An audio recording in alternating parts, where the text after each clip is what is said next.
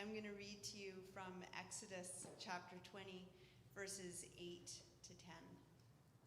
Remember the Sabbath day by keeping it holy. 6 days you shall labor and do all your work, but the seventh day is a Sabbath to the Lord your God.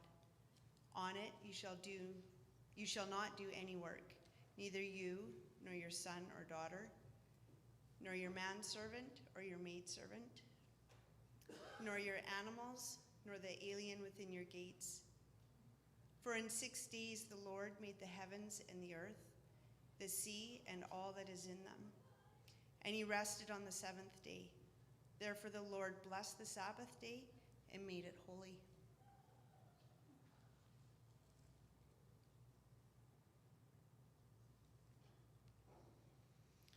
Romans chapter 13, verses 8 to 10.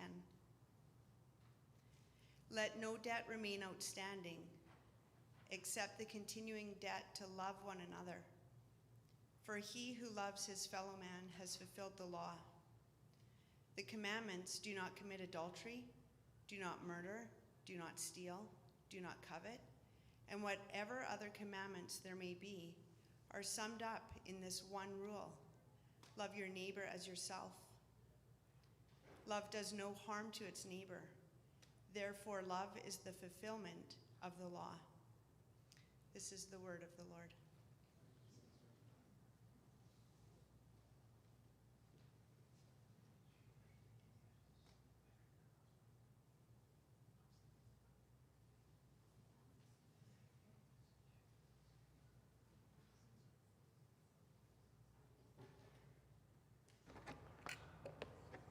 So today we're looking at the fourth command. Remember the Sabbath and keep it holy. And as I was preparing for this, I wondered why this one feels like such a struggle. Because it sounds pretty good. Remember the Sabbath and keep it holy. Why is it such a struggle? I struggle with it too. I think a lot of us struggle with it. I think our society struggles with it. I read a book recently about human psychology and management, and it was talking about how you could tell the difference between a good worker and a poor worker, a bad worker, by their posture.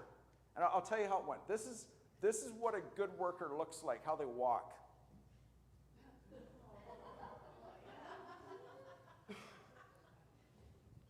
They're very, very deliberate. There's an energy to the stride. Now, they said, pay attention to that, because that's a person that'll get it done. This is what a person that maybe won't get it done looks like when they walk.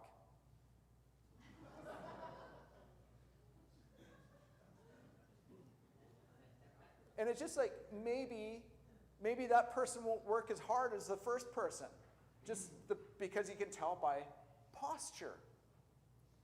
I wonder, maybe there's a time and place for each. Like sometimes we could walk in different ways depending on the season. Maybe. Posture is so important. Yet we might find it hard to transition from one to the other. From working hard to more of a rest posture. And I think sometimes when we get into our groove and work and busyness, it becomes a way of being. And I know that a lot of us in our society are striving for something. We're pursuing. We're always going. There's something we want, and we go after it. We're doers. We really value the doers. I mean, Martha? Yes. Mary? She's annoying. Martha did all the work. Mary just sat there. Isn't that maybe backwards according to our society? I've never understood that, but Jesus says it's so it is so. Maybe we confront that today.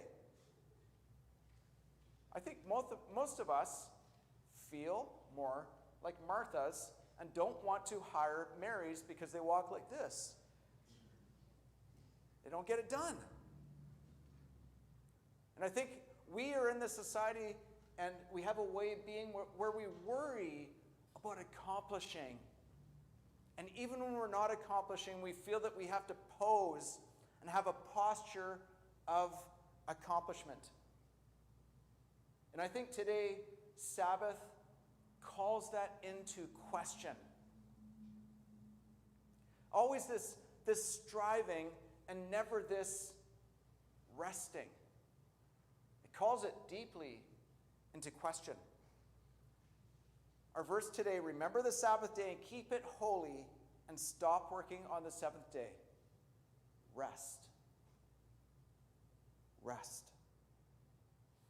It's kind of like stop posing, almost.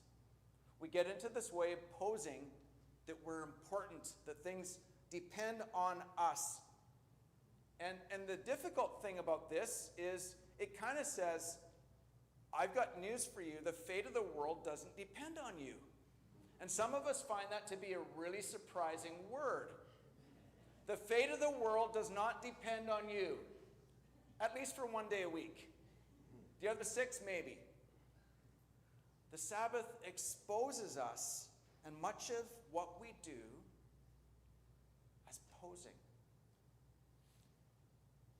There's an old word that I really like, and I wanted to use it today. It's called repose.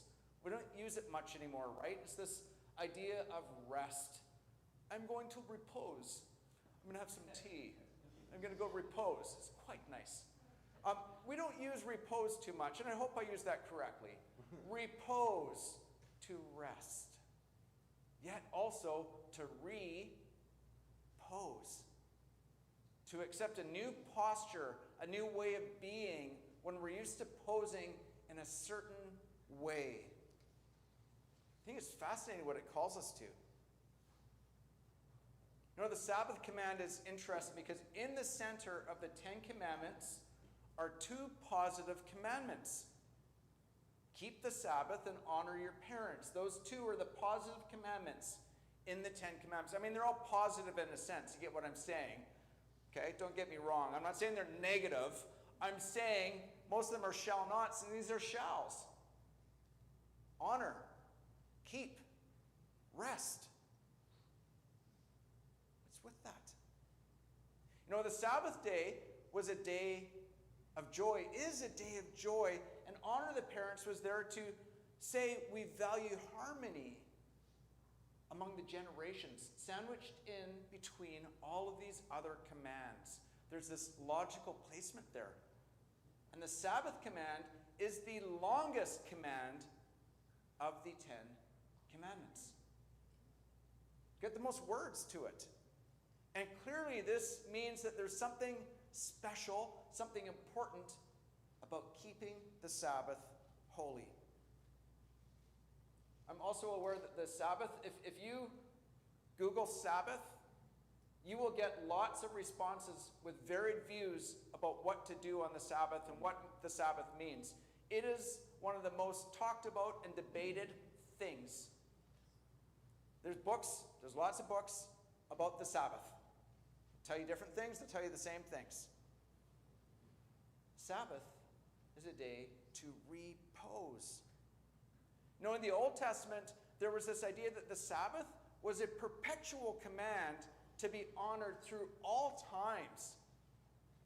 Keep the Sabbath holy. That was in Exodus 31:16, and it was a sign of a covenant between Yahweh and his people, that these are people set aside for God. They're countercultural people.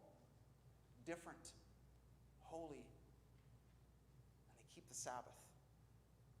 Yet, now maybe this is where it gets confusing, because there's this guy in the New Testament, and his name's Paul. Heard of him? He wrote a few books. And he says Sabbath is an ordinance that has passed away and has been fulfilled in Christ. What are we to do with this? Yet I think, and I wonder, in the tension of these 2 things, if we've gone too far to spiritualizing the Sabbath and saying it's all spiritual, it's not physical anymore. Have we gone too far? I wonder. Because I don't think the Sabbath is just this spiritual thing that's out there that we don't practice. It seems to me there's something to do with a posture and a discipline of Sabbath that we need to pay attention to. When we say Sabbath is just something we don't observe, it's just a spiritual reality, I really feel suspicious that I hear our culture speaking a bit here. Culture that doesn't really value being, but values doing. I feel very suspicious about that. We live in a culture that affirms busyness. And I'm aware of something. I'll confess something to you. If you come visit me during the week and you come to my office and ask me if I'm busy, I really feel like a real tension inside of saying, oh yes, I'm very, very busy. How can I not say I'm busy? I mean, that would be really bad, right? If it's, no, I've got nothing to do. I don't really know what to say, because on the one hand, I know that with busyness and saying that we're busy comes affirmation. It seems to me that really important people that the fate of the world depends on are busy. People that aren't so important are the ones that say, no, I'm not busy. So you see, I feel kind of caught. You can test me if you want. I'm not sure what to say. But I lean towards saying nothing. Because even a fool will be thought wise if they stay silent, it says in Proverbs. Somehow, with busyness and striving and doing, we sing this song in our hearts that just affirms us, and it's kind of tragic. It goes like this: busy, busy, dreadfully busy, much, much more important than fun, busy, busy, dreadful. Okay, it's Madame Blueberry, okay? Don't make me continue. I don't like to sing. And no, Dan, I won't join the worship team. I know that you're tempted to recruit me now. I've exposed something. But no, I'm busy enough. I mean, I'm not busy. Oh, I don't know what to say here. The fourth command says, remember the Sabbath and keep it holy. Stop working on the seventh day and rest. There's two things that I think we need to really pay attention to here. These words, to cease and to rest, are both verbs. They're both active verbs.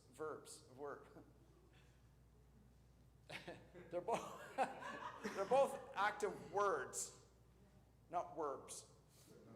Cease is a verb. It's a positive command. Do cease. Do cease.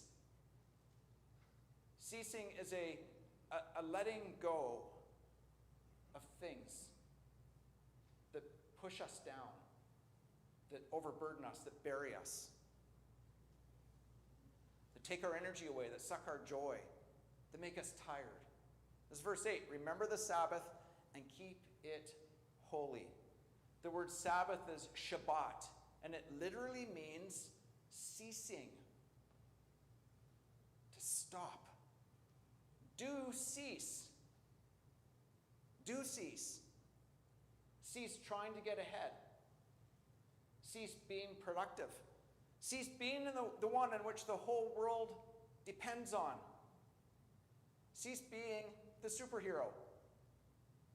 Cease doing things because you're not as important as you think.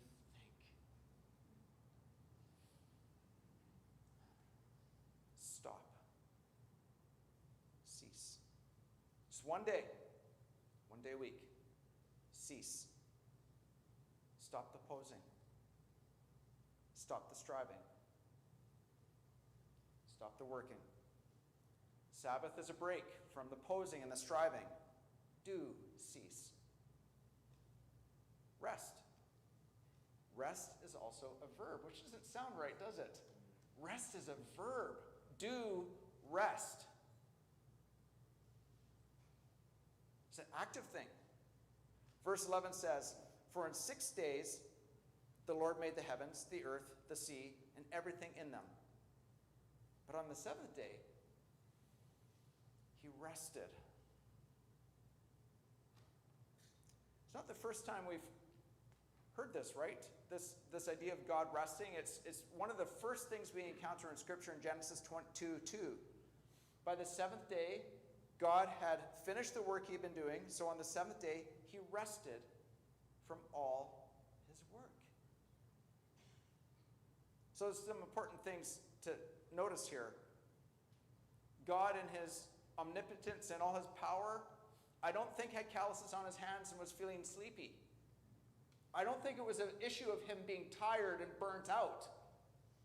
There's something holy and proper about this kind of rest that we're being called to. And this is one of the first things talked about in the Bible.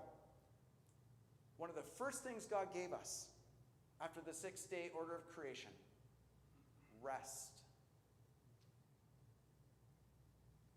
It was for positive reasons. Do rest. This is a verb, it's active. Rest, admire things. God admired his creation. He looked and saw it was good. He saw and rested. And it's for joy. We do rest for joy. Not because we're tired, although we might be. You know, it's a command to take a day for joy, for creation, for admiration of who God is.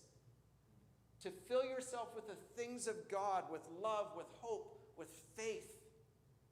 Do rest. It's a verb and it's an active thing. Do rest. And I think Sabbath is actually for us today. Sabbath is for us. And we resist it in our culture, and I think it's really hurting us. We have a culture of busyness. I actually read some advice that you need to train yourself to sleep less and less and less. You can find this really easy. Train yourself to sleep less so that you can work more and be more productive. And I think the logic is kind of like you can work more so you can make more so you can have more rest. Doesn't really make sense. Sleep less, work more. You know, most of human history, we worked through the seasons. There was a natural rhythm to our work, and I think something happened. There was harvest and there was available light. You worked according to the light in the seasons, and then there was the Industrial Revolution, and things changed, and work changed a lot. The rhythms of work changed to work patterns and these rigid ideas of what work was and production. I came across this in Charles Dickens' book called Hard Times. It's a classic book about the Industrial Revolution, and he gives us a description of a town called Coketown. Not Coca-Cola. Coke, as in like, you know, out of mines, that sort of stuff. Coketown. This is what he says about Coketown. It was a town of machinery and tall chimneys, out of which interminable serpents of smoke trailed themselves forever and ever and never got uncoiled. It had a black canal in it, and a river that ran purple with ill-smelling dye, and vast piles of buildings full of windows, where there was a rattling and a trembling all day long, and where the piston of the steam engine worked monotonously up and down, like the head of an elephant in a state of melancholy madness. It contained several large streets, all very like one another, and many small streets, still more like one another, inhabited by people equally like one another, who all went in and out at the same hours with the same sound upon the same pavements to do the same work, and to whom every day was the same as yesterday and tomorrow, and every year the counterpart of the last and the next. It's a picture of people that are just beaten down.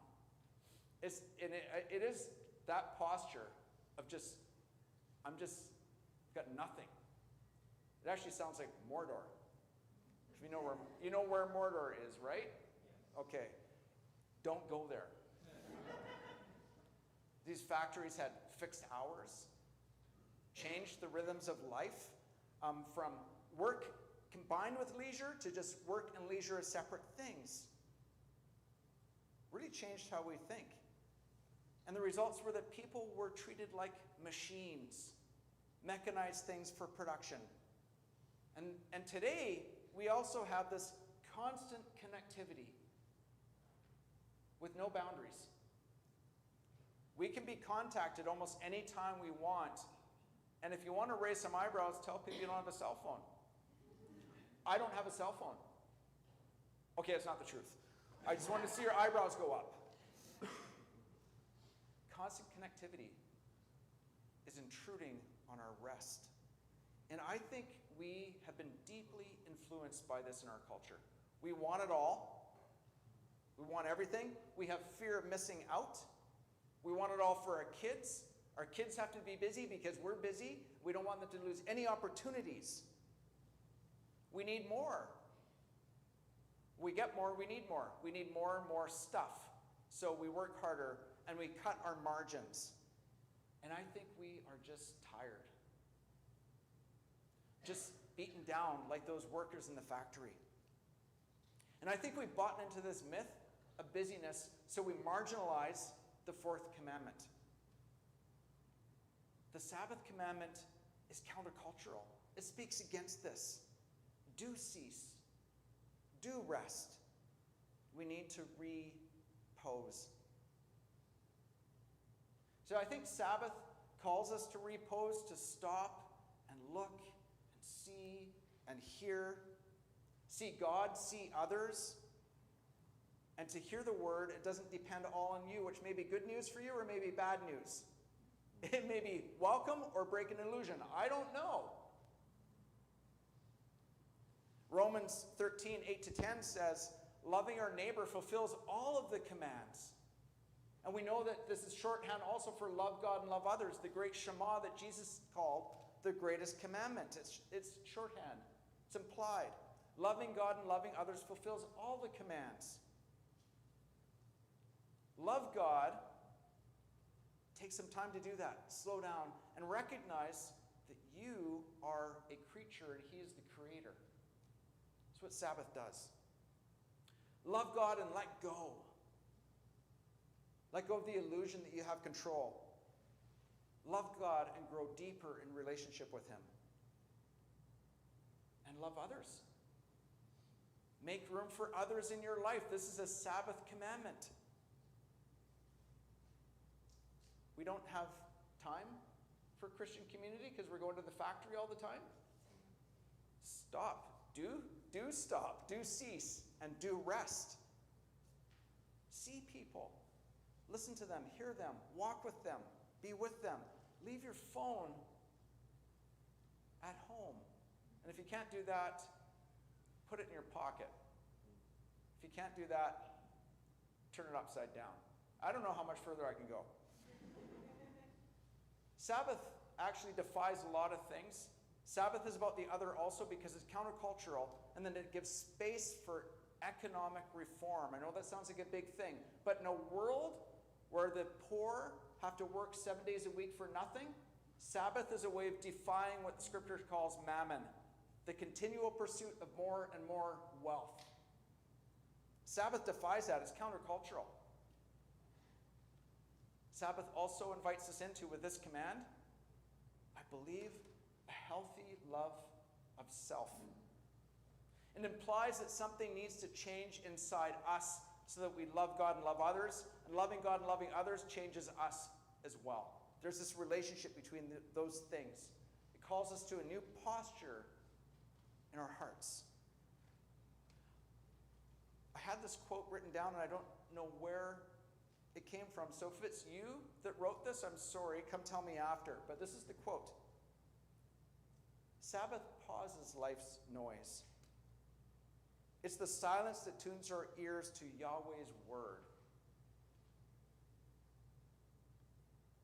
Do cease. It's a verb. It's an active decision that you need to make happen. Cease. That's why it's a verb. Turn it off. Leave it there. It doesn't matter that much. Do rest. Rest is an active choice. Checking out is not resting. Rest is an active choice. It's active rest. Let me give you some examples. True rest is not TikTok.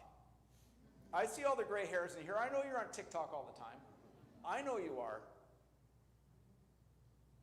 True rest is not checking out. True rest is not binge watching TV. True rest is not just taking yourself away and being unavailable and just melting. That's not true rest. True rest takes effort. That's why it's a verb. It's a road we travel. It's reflecting on God's goodness. It's relationships. It's doing things that bring us joy in life and fill us up. It's seeing places where God is and drawing close to those places. And it's seeing others through God's eyes and making space for them. Do rest. Go for a hike. Go for a walk. Paint a picture. Have a conversation. Do rest. Sabbath is for us because God is for us. And I think a lot of us feel beaten down and just tired for many different reasons. Maybe tired of posing. We need a new posture. I'm aware that coming into this message, I thought, what's my posture this week as I prepare a sermon on posture about Sabbath? How hard do I work on this? So really, again, I felt a little bit trapped. But, yesterday I thought, okay, well, maybe really hard. I've got to work really hard. I'm always busy. I'm just kidding. I thought, I don't know, maybe not too hard. I'm not sure. I'm still working on that. But anyway, this is what happened. We decided yesterday to go to Enderby for a parade, which Enderby, if you don't know, is the capital of parades in Canada. Not really. It was a very bad parade. But we were there, and there was a car accident. We couldn't get home, and then we heard that Knox was on fire, which is where we live. And I had this sense of kind of this panic inside, like, what's my posture? We have to get home. What does Sabbath rest mean in that? What is my Sabbath posture in light of all these things that happen in life, these things that throw us off and make us just feel a little bit off base, a little bit less able to connect with God, a little bit less able to connect with others? What's my posture in the midst of that? So I did kind of get a sermon done. Amidst all that feeling of, is my house burning? It didn't burn, by the way. We got back. The evacuation order was lifted, so I'm really thankful for that. But as I reflected on this, I thought, isn't it ironic that this happened the night before preaching on Sabbath when I felt so unsettled? And it's about posture, a posture of settledness.